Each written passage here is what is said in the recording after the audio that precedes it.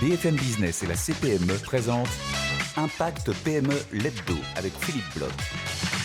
Bonjour à toutes, bonjour à tous, bienvenue dans le 5e épisode d'Impact PME l'Hebdo, l'émission qui va nous accompagner jusqu'au 28 novembre 2024 à Station F pour une grande journée de débats, de rencontres, d'inspiration, de networking autour de notre thématique de cette 5e édition, Destination 2030, quelles priorités pour les PME. Et pour en débattre aujourd'hui, 3 entrepreneurs passionnants, vous allez le voir, très différents les uns des autres, avec vous Alain Bosetti qui êtes président du groupe En Personne.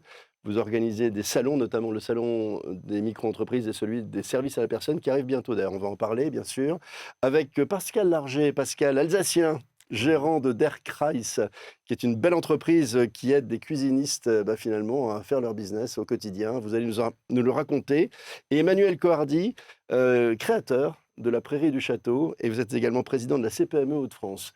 Et vous êtes également, bien sûr, partenaire de cette émission, puisque la CPME, comme d'ailleurs les salons, le sont aujourd'hui. Alors, Alain, on va peut-être démarrer ensemble, parce que d'abord, qu'est-ce que c'est que le groupe En Personne, en fait ? En Personne, c'est 3 activités. Une agence de communication, une société qui organise des salons virtuels pour des clients, et puis nous opérons nous-mêmes, nous avons créé des événements, des salons, dans le domaine de l'entrepreneuriat, le salon SME, le salon des micro-entreprises, le salon des services à la personne, et Silver Economy Expo, l'économie du vieillissement, l'économie des temps grises. Et vous dites ça pour moi ? Je dis ça pour moi déjà, et puis je prends autour de la table pour nous tous. Et en fait, c'est effectivement, comme vous disiez Philippe, c'est les 26 et 27 novembre à Paris, porte de Versailles. Et c'est un anniversaire, parce que le salon SME, c'est... C'était le 25e. 25e. Ouais. Et là, on va fêter les 20 ans, non pas notre anniversaire, mais les 20 ans du plan Borloo. La loi Borloo qui, en 2005, donc à quelques mois après, a lancé les services à la personne, le plan qui a lancé les services à la personne. Donc c'est un 20e anniversaire remarquable. Avant que vous nous racontiez ce que vous observez comme une espèce de radar finalement sur toutes ces entreprises TPE, PME qui sont les clients de votre salon, qu'est-ce que c'est qu'un salon virtuel ? Un salon virtuel, c'est on reste là, on est là où on veut, on se connecte avec son smartphone, une tablette et un PC, et on peut interagir, interagir, assister à des conférences, interagir avec des experts sur des stands, exactement comme on le ferait dans la vraie vie. Mais comme ce sont souvent des salons B2B, on joue pas, il n'y a pas de joystick. C'est vraiment des interactions, de la consultation et de contenu et de conférences. Je ne pense pas dire une bêtise en pensant que c'est né avec le Covid. C'est ça. Ou avant. Alors, je vais vous dire, on a commencé à faire des salons virtuels en 2013. Le premier était pour Toshiba. Entre 2013 et 2019, nous avons organisé 10 salons virtuels. Et en 2020-2021, 200. OK. Voilà. Donc notre activité était, mes associés me disaient, faut arrêter. On avait développé une plateforme, ça marchait pas du tout, 10 en 10 ans quasiment, et 200 en 2 ans après. Donc non, ça a décollé avec le distanciel et l'interdiction d'organiser des événements en présentiel. Mais si on parle du Covid, quand on s'est appelé pour préparer l'émission, vous m'avez dit que l'événementiel ne s'est pas complètement remis du Covid encore. En fait. Non, bien sûr.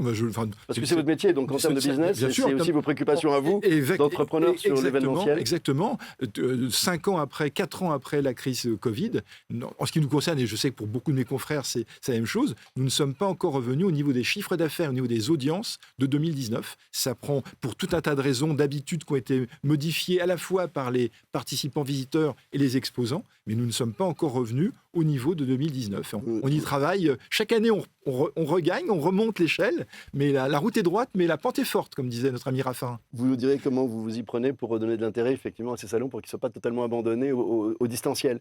Emmanuel Cohardy, vous êtes le créateur de la Prairie du Château, vous êtes à Trolly-Loire. Trolly-Loire, un joli petit village de 600 habitants.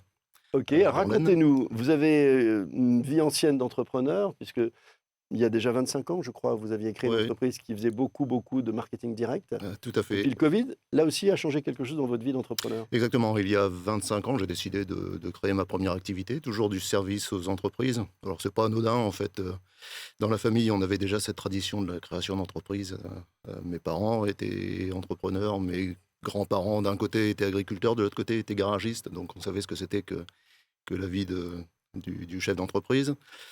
Et donc oui, après un petit parcours salarié, j'ai décidé de créer ma première activité, et toujours dans cet esprit d'accompagner les entreprises avec des services multiples, qui ont été souvent du marketing direct, du télémarketing, parfois la formation, j'ai eu plusieurs centres de formation, Mais au bout d'un moment, déjà, certaines activités avaient des difficultés puisque des modèles changent en permanence. Bah oui, parce qu'avec l'intelligence artificielle, avec Tout à fait. l'e-commerce, avec Exactement. la data, avec les acteurs des GAFA et du numérique qui ont En beaucoup effet. modifié cette activité. Et quand vous faites des envois de courrier en nombre, vous avez beaucoup d'impact sur l'écologie, puisque un courrier, c'est toujours un véhicule qui va amener un courrier au destinataire final. Et peut-être qu'à un moment, on a poussé un petit peu trop loin le bouchon avec des envois en masse et peut-être moins l'esprit de rationalisation qu'on peut avoir aujourd'hui. Juste qu'on comprenne bien, vous parlez de marketing direct, c'était l'envoi de beaucoup de documents papier par le courrier. fait. C'était le marketing direct des années 80, 90, 2000 Tout à fait, c'est et qui a exactement été ça. basculé complètement par le numérique. En Tout fait. à fait. À un moment, il y a eu une bascule qu'il a fallu prendre d'une façon un peu différente, c'est-à-dire qu'on a commencé à travailler différemment, mais on n'avait plus besoin des mêmes équipes. Donc, dans l'histoire de mon activité, il y a une activité qui s'est arrêtée, très clairement, parce qu'elle n'était plus viable. Et donc, il a fallu se poser la question de faire autre chose. Alors ça donne la prairie du château. Vous Et étiez donc, à la fois notamment, apiculteur, exactement. producteur de brasserie, de bière artisanale. Alors, depuis 20 ans, je faisais de la bière artisanale. Alors, c'était pour moi et les copains. Donc, ça va, au bout d'un moment, on commence à produire beaucoup. Donc, il faut trouver des moyens. réjouit Pascal. Il faut trouver des copains quand on produit beaucoup. Voilà, il faut avoir beaucoup de copains au bout d'un moment. Et donc, ça faisait 20 ans que je faisais ça. Et depuis une quinzaine d'années, dans la famille, on avait des ruches un peu partout. Ça commence par un frère qui a une première ruche. Et puis, on se prend au jeu. Et puis, finalement, tout le monde en avait. Et donc du miel. Et donc du miel qui était produit sur place et qu'il a fallu commercialiser parce que pareil, quand on a des gros volumes, c'est important. Et donc on a eu un phénomène particulier que vous avez tous connu d'une façon ou d'une autre, c'est la crise sanitaire qui a fait qu'on s'est retrouvés, comme beaucoup de nos collaborateurs, on s'est retrouvés chez nous à se poser la question de comment je vais m'occuper. Et donc on s'est dit avec les enfants qui étaient revenus à la maison, qui faisaient des études. Ah oui, qui une étaient entreprise revenus à la maison. familiale, création familiale. Tout à fait, on s'est dit finalement on va en faire un vrai produit, une vraie gamme. Et donc, c'est là où c'est parti. Et puis, quand on est entrepreneur, de façon... Alors, juste un mot, la prairie du château, pourquoi? Il y a un château? Alors, il n'y a plus de château dans la commune, mais nous sommes propriétaires d'un petit lavoir qui se trouve à proximité de ce qui était un château auparavant et qui se trouve sur le lieu-dit, la prairie du château.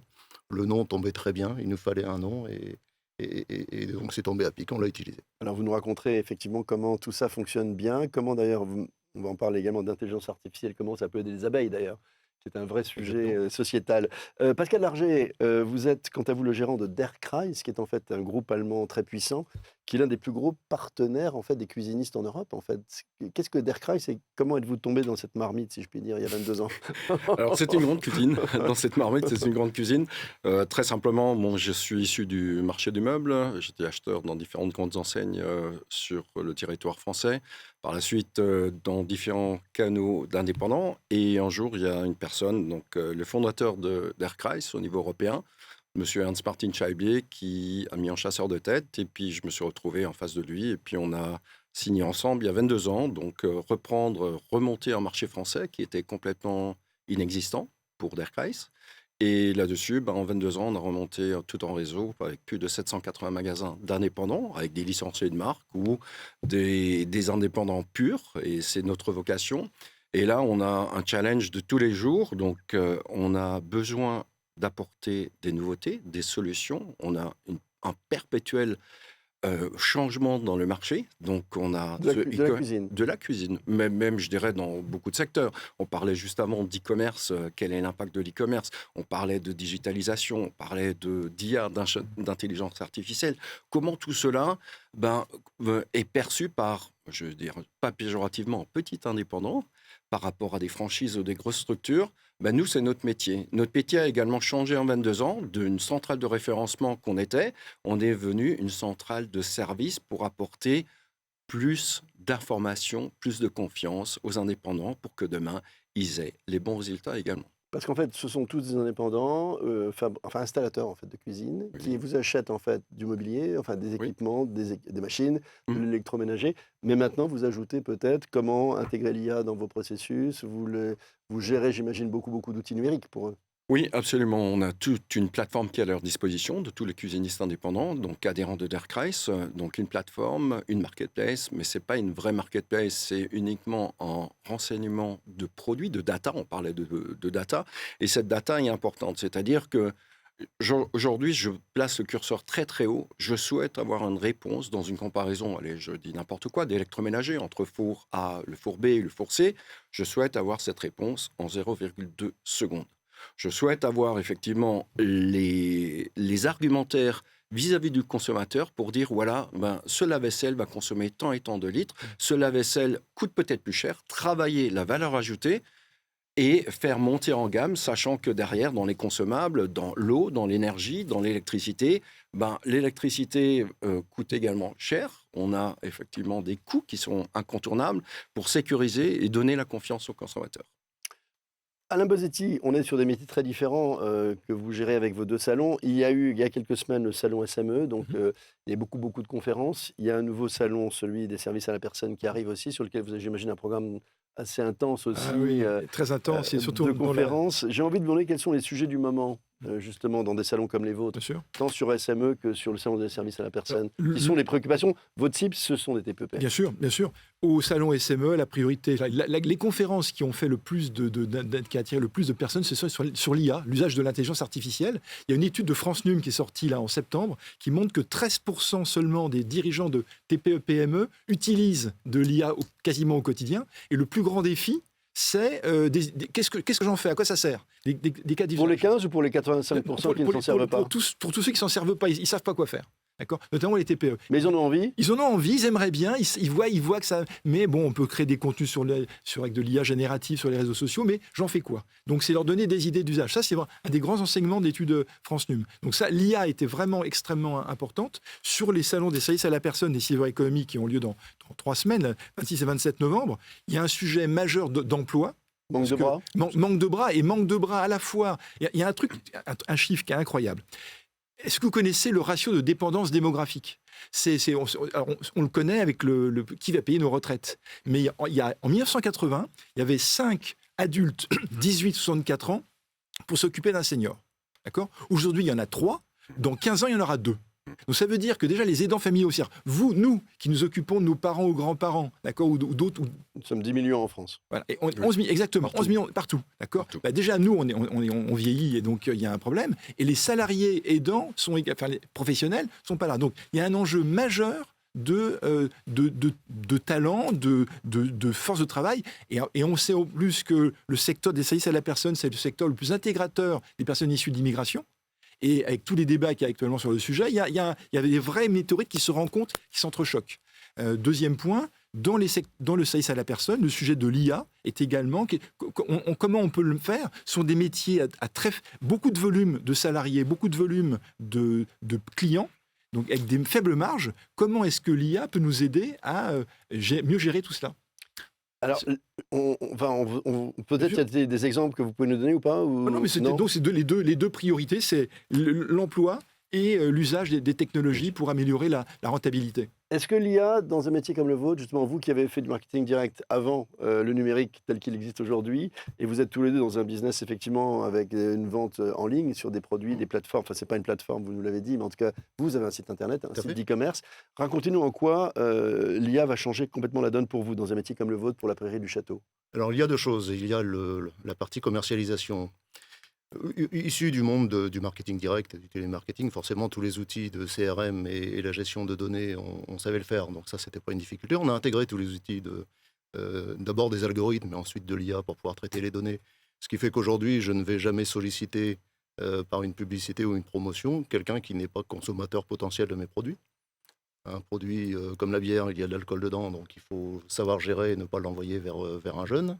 Il ne faut pas l'envoyer vers une femme enceinte, parce que c'est pas bien de prendre de l'alcool quand on attend un enfant. On ne va pas envoyer certains produits vers toutes les populations. Donc déjà, on a utilisé ces informations, cette IA, pour traiter ce genre de difficultés. On a utilisé l'IA pour faire pour générer des documents, des commentaires, puisque parfois il faut aller très vite. Sur vos sites internet. Voilà, pour produire un commentaire, pour produire du contenu, il faut aller très vite, donc on a utilisé l'IA. Maintenant, le challenge, c'est d'utiliser l'IA, mais dans notre production. Et là, c'est beaucoup plus pour les abeilles ou pour la bière? Alors, les deux. Pour le miel ou pour la bière, je veux dire. Pour les deux. Oui, racontez-nous comment... Alors, sur le monde de l'abeille, en fait, on doit surveiller en permanence les colonies d'abeilles. Oui. Les colonies d'abeilles qui souffrent. On a beaucoup de pertes, beaucoup de mortalité. Dérèglement climatique. qui sont dus à... C'est multifactoriel. Il y a la présence de petits parasites, il y a le frelon asiatique, il y a certains produits phytosanitaires et il y a le climat.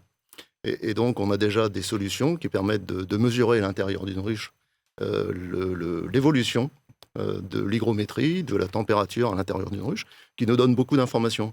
On a beaucoup de phases dans la vie de l'abeille entre la ponte de la reine, le moment où il va falloir aller chercher du pollen, du nectar pour produire le miel, et on a des phénomènes d'essaimage. Quand une ruche est trop grosse, on a une séparation de la ruche, et donc ça, il faut pouvoir le surveiller. Et la tech, la data, vous allez faire ça. C'est par la data que, oui, tout à fait. que ça vous impacte. Le traitement de l'information nous permet de détecter ces phénomènes et de lutter pour éviter le pire. Vous avez le savoir-faire dans votre entreprise ou vous êtes obligé de faire appel à des savoir-faire extérieurs? Alors, je suis obligé de faire appel à un savoir-faire extérieur. Donc, il se trouve qu'à proximité, on avait un jeune type qui avait développé une première solution. Donc, on continue à travailler sur le sujet. Et c'est très prometteur. Et sur la bière, comment est-ce que ça change? Alors sur la bière, les sujets sont encore en cours, mais on a un certain nombre de dispositifs. Dans la production de la bière, on utilise déjà beaucoup d'énergie, il faut le savoir. On fait chauffer le produit au départ, et ensuite on le refroidit pendant très longtemps. Ça, c'est très consommateur d'énergie, et avec la technologie, on peut limiter ces phénomènes en surveillant l'évolution du produit. Donc on va surveiller la production du sucre à certains moments, on va surveiller la consommation du sucre par les levures pour avoir la fermentation. Et tout ça, on est capable de l'optimiser grâce à la gestion des données et donc de l'intelligence artificielle. Et là, les travaux sont en cours. Comment on fait? Oui, je peux rebondir simplement bien sûr, brièvement. allez-y. Ce qui est intéressant, donc il y a des capteurs dans vos ruches ou dans la production de... pour les personnes âgées, dans les EHPAD ou à domicile, il y a des capteurs qui vont mesurer les chutes avec différents types, même parfois par le bruit, la vitesse de déplacement, la gestion du poids et alerter. Donc en fait, c'est le même type de processus. Comme il n'y a pas assez de monde, on met des capteurs qui sont là H24 et qui peuvent alerter à des moments critiques. Ça, c'est adapté à une autre population. Exactement, et c'est plutôt une expérimentation, mais oui, effectivement, c'est le même type de raisonnement. Pascal Larger, vous êtes chez Derkreis depuis, je rappelais, 22 ans. Comment les consommateurs amateurs ou clients de cuisine ont-ils changé aujourd'hui? Notamment parce que on a l'impression que tout devient tech, mais j'ai aussi le sentiment que eux, ils veulent justement beaucoup de services humains, notamment chez les poseurs de cuisine. Parce que comment les cuisinistes français gèrent-ils cette révolution numérique par rapport notamment aux attentes de leurs clients aujourd'hui? Pour ma part, c'est très très simple. On a deux typologies de clients. On a effectivement un client qui ne veut pas voir un vendeur, qui se dit voilà, j'ai une intelligence artificielle, je peux faire ma cuisine tout seul. C'est un constat qui est flagrant. Une jeune génération peut-être, mais de l'autre côté, on a également un autre type de clientèle qui est une clientèle de valeur ajoutée. Cette valeur ajoutée, il peut également faire sa cuisine avec une intelligence artificielle, en logiciel ou directement sur le net, ça pose aucun souci, mais dans la réalisation après, la cuisine sera belle lorsque le poseur aura bien fait son travail. Et ce travail-là, on a présenté en congrès une photo d'un bâtiment qui était en construction, et qui n'avançait pas. Et il y avait un panneau, vous connaissez l'image, « Hey ChatGPT, finis-moi ce bâtiment ». On sera incontournable dans le travail. L'humain sera primordial. Par contre, l'humain doit gérer cette intelligence artificielle. C'est terrible. On est confronté à beaucoup de choses. Il ne faut pas tout laisser faire. Je prends un exemple qui est un peu anecdotique. Il y a 5 ans, on a changé de RP. J'ai dit, voilà, on va mettre 7 RP en place on va changer également le travail. On n'aura plus du travail au kilomètre, mais par contre, un travail plus qualitatif au sein de mes équipes. Et puis, donc, tout le monde a dit oui. 15 jours après, ils viennent tous dans mon bureau. Écoutez, monsieur Larger, il y a un problème. C'est-à-dire que échéance 3 ans, 5 ans, vous allez tous, nous verrez. Ah ben non, j'ai dit, attendez, ne confondez pas tout, je souhaiterais changer effectivement votre travail. Après, il y a l'aspect humain. Est-ce qu'ils ont cette volonté de changer également? Ça, c'est encore une autre paire de manches. C'est votre job d'entrepreneur-manager de le faire. Normalement, oui. Mais les équipes ont beaucoup bougé, justement. Est-ce que ce sont d'autres compétences dont vous avez besoin aujourd'hui? J'ai besoin d'autres compétences. On a une jeune génération qui est au sein de la société. Si on parle d'un programmateur ou d'un informaticien, 21 ans, qui nous programme tous nos systèmes. C'est impressionnant, 21 ans, on parlait avant de talent. Oui, de talent pour demain. Comment on va remplacer nos talents que l'on a par d'autres talents demain. Est-ce que ce seront les mêmes? J'y crois pas. Mais il y aura également un savoir-faire qui doit être perpétué. Un sujet que vous aviez évoqué, Alain, quand on s'est parlé, c'est la cybersécurité, qui est un sujet majeur pour les TPE-PME. Et on sait que la plupart sont très, très, très fragiles, très exposés et ne font pas le job. Vous êtes en fait président des CPME, de la CPME Hauts-de-France. Tout à fait. C'est un sujet sur lequel vous travaillez, la CPME, ça ou pas? Parce Alors, que c'est un enjeu énorme. C'est un enjeu énorme et on mesure à quel point nos chefs d'entreprise ont parfois du mal à imaginer qu'ils peuvent être la cible d'une attaque cyber. Donc on doit faire beaucoup de sensibilisation, on doit expliquer avec des exemples, on doit faire venir des chefs d'entreprise qui acceptent de témoigner et de dire « Ok, j'ai pas été suffisamment vigilant et j'ai été hacké » ou « Ok, j'ai perdu mon site internet parce que je n'ai pas mis les sécurités qu'il fallait. » Je crois qu'Alain, vous avez été victime vous-même. Oui, à la veille d'un salon, tout d'un coup. Exactement, il y a quelques années, 2 semaines, 10 jours avant un salon qui devient essentiel pour enregistrer les visiteurs et puis donner les informations, c'est un week-end, je me rappelle, j'étais à Bruxelles, et on m'appelle, tout était bloqué, et on a dû alors heureusement, on s'en est sorti, mais c'est flippant, parce que globalement, on peut se péter la figure. Il y a une étude d'Iscox qui dit que dans les TPE, donc moins de 10 salariés, 53% des TPE qui ont été victimes de cybermalveillance déposent le bilan dans les 18 mois. C'est certain. Ouais. Nous, on a eu l'opportunité de connaître en hacker, mais en hacker dans le côté white, donc en white hacker, pas en black hacker. Donc là-dessus... Un hacker fréquentable. Ouais, tout à fait. Et on l'a fait venir en congrès. On a une fois par an en congrès, on était 450 personnes. Et en live, c'est très simple. Pendant sa présentation, même pas dans les 5 premières minutes, il avait tous les numéros de téléphone de l'Assemblée. Il s'est permis de prendre un numéro de téléphone au hasard et d'envoyer à tous les autres dans la seconde un message SMS. Il a débité le compte d'une personne de 20 € pour une œuvre caritative. Bon, j'avais un gars bien. Ouais, très très bien. Par contre, j'avais prévu également le billet pour le rendre, pour qu'il dise attention, on n'a pas fait. On est allé également sur des sites internet, donc on avait le choix, donc il n'y avait aucune préméditation. Mais là-dessus, en espace de 5 minutes, on était à l'intérieur. Mais typiquement, Pascal Arger, quand on entend ça, quand on vit ça dans une convention, est-ce que derrière, on fait le job de se protéger ou bien finalement, on attend que ça vous tombe dessus? Alors nous, on a pris certaines mesures, oui. Justement, lesquelles? Qu'est-ce qu'on fait dans ces cas-là? On a des règles, déjà, ça passe par des emails, par des pièces jointes, c'est souvent dans des pièces jointes ou autres. Donc attention, vérifiez les adresses email des expéditeurs. Il y a peut-être une lettre qui change ou un numéro qui change et on se dit, oui, je connais et puis je fais confiance. Et c'est de la malveillance. De l'autre côté, oui, on l'a transmis à ces 450 personnes adhérents chez nous. Je ne suis pas sûr qu'il y ait 20% qui ont suivi. C'est un peu pour ça que je vous relançais là-dessus. En 3 minutes qui nous restent, j'aimerais vous poser à chacun une question.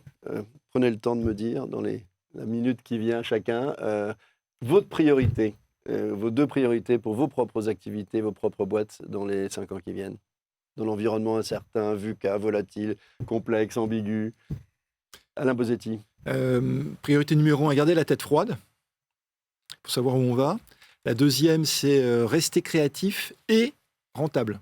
Parce qu'en fait, tout à l'heure, vous me demandiez ce qu'il faut faire pour attirer de nouveau des clients, des visiteurs dans des salons présentiels. Il faut donner un bouquet de bonnes raisons de venir et non plus seulement une fleur. Et donc, c'est la créativité. Et cette créativité, quand on est affaibli par la crise Covid, il faut être créatif, mais également avoir un minimum de moyens. Donc, garder la tête froide pour savoir où on va et pas paniquer. Créatif, avec des moyens limités. Et un point sur le financement et la rentabilité. L'incertitude ambiante, politique, fiscale, tout ça, ça pèse beaucoup dans... C'est pour ça que... Vous souriez, messieurs. Mais c'est pour ça que la priorité numéro 1, c'est de garder la tête froide, parce que quand on voit ce qui va se passer sur les risques climatiques, les enjeux écologiques, la tech, etc., l'incertitude politique et fiscale, on est obligé de garder la tête froide. Ça pèse lourd. Ouais. Pascal Larget, sur ces sujets, sur les 5 ans qui viennent pour Der Kreis. C'est très simple, on a 4 thèmes, je pense. Il y a digitalisation qui est à faire, ça c'est incontournable. Il y a l'introduction de l'intelligence artificielle, mais en augmentant les performances de nos employés, les faire monter en compétences, c'est-à-dire travailler avec l'humain et l'intelligence artificielle, de bonne intelligence, je dirais. Mais de l'autre côté, on a aussi des défis d'environnement. On parlait de belles choses avec de la fabrication de bière, surtout pour en alsacien, excusez-moi, et ainsi que du miel, des beaux produits à valeur ajoutée. Je rebondis sur un terme, les chemins, je dirais, oui, ne prenons pas les chemins de tout le monde. Ils sont également avec les côtés positifs, mais aussi également les côtés négatifs. Quand on crée son propre chemin, on a moins de côtés négatifs que lorsqu'on suit un chemin. Absolument. Donc on les subit et de l'autre côté, on les connaît. Donc je dirais, voilà un peu les thèmes. Et on termine avec vous, Emmanuel, en 30 secondes. Alors, pour compléter ce qu'on disait, en fait, je crois qu'il faut être créatif, mais il faut être agile et il faut être bien entouré. Je crois que la difficulté aujourd'hui, c'est d'être bien entouré et d'avoir une solution quand une difficulté apparaît. Et être agile, c'est pas forcément. On est plutôt des anciens autour de la table. C'est pas forcément dans notre caractère. Nous, on s'inscrivait dans un temps long, mais aujourd'hui, il faut savoir se repositionner très vite et utiliser cette créativité et cette capacité à se retourner. En tout cas, être entouré, vous l'êtes bien, puisque vous êtes en famille avec vos enfants. Donc, une belle aventure entrepreneuriale d'il y a 5 ans, à qui on souhaite évidemment beaucoup de bonheur, beaucoup de succès. Merci, messieurs. Merci Alain Bosetti. Je rappelle que vous êtes le président du groupe en personne et que le prochain salon est le 26-27 novembre à Paris, porte de Versailles. Voilà. Salon des services à la personne. Pascal Larcher, je rappelle que vous êtes le gérant de Der Kreis et que vous servez beaucoup de belles cuisines aux Français depuis plusieurs années. Et Emmanuel Cohardy, vous êtes le créateur de la Prairie du Château et président de la CPME Hauts-de-France. C'est la fin de cette émission. Bonne fin de week-end à tous. On se retrouve la semaine prochaine pour une nouvelle édition d'Impact PME, l'hebdo. À très vite. Ciao. Impact PME, l'hebdo.